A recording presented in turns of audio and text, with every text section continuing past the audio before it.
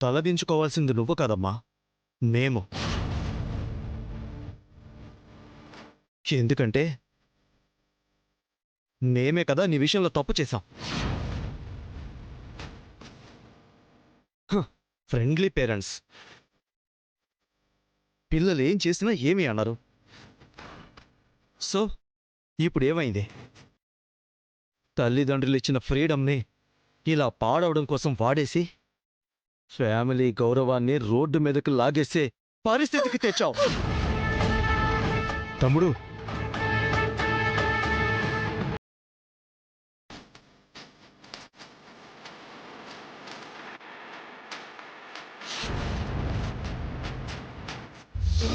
ఆడపిల్లవి ఇంత చేసినా చెయ్యెత్తి చెంపలు వాయించడానికి కూడా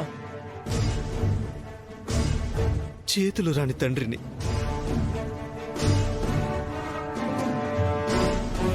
అంత ప్రేమని పుట్టినప్పటి నుంచి పొందుతున్నా కూడా బయట ఎవడు చూపించిన ప్రేమని బ్లైండ్గా నిమిషాల్లో నమ్మేసి క్షణంలో నిర్ణయం తీసుకుని వాడు ఎక్కడికి పిలిస్తే అక్కడికి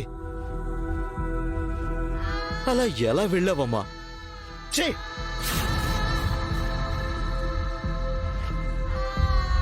తమ్ముడు, ఇప్పుడు లహరి చేసిన తప్పులు పొరపాట్లు ఎంచడం కాదు, పరిస్థితి పోలీసులు కేసుల వరకు వచ్చేలా ఉంది. అంతవరకు రాకుండా చూసుకోవాలి. పిన్ని, ఆ బ్లాక్ మెయిలర్ గాడు ఎక్కడున్నా ఎలాగైనా పట్టుకోవాలి. వాడంతు చూడాలి పిన్ని. నేను వెళ్ళి ఇప్పుడే వాణ్ణి కలిసొస్తున్నాను.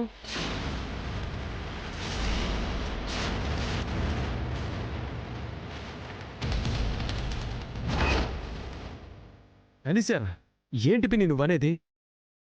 మరి పోలీసులకు చెప్పి వాణ్ణి? ఇప్పుడు ఆ పరిస్థితి లేదు రోహిత్.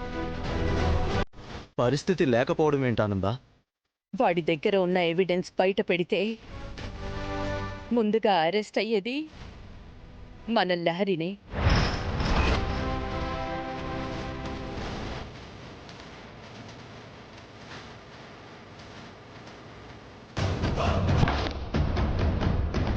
ఆ బ్లాక్ మెయిలర్ ఇప్పుడు